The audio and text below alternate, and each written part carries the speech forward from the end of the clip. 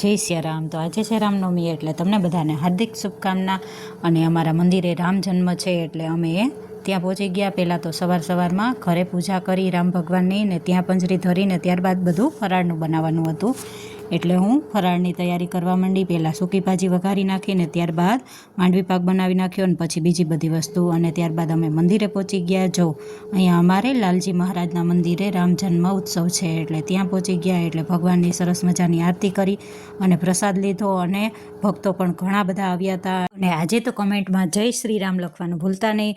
પછી સરસ મજાના ભગવાનના દર્શન કરી, આરતી કરી, અને પંજરીનો અને પંચામૃતનો પ્રસાદ લીધો, અને ત્યારબાદ અમે પાછા ઘરે પહોંચી ગયા। ને જો ફરાળમાં મેં આ બધી વસ્તુ બનાવી હતી। આજે અમે બધા રામનવમી રહ્યા હતા, એટલે બધી જ વસ્તુ હોલમાં જમવાની લઈ લીધી છે, અને પછી મેં થાળી તૈયાર કરી લીધી બધાની, અને માંડવી પાકમાં ઢેફલી પાડવાની બાકી હતી એટલે એ પાડી દીધી, ને પછી બધાય અમે જમવા બેસી ગયા।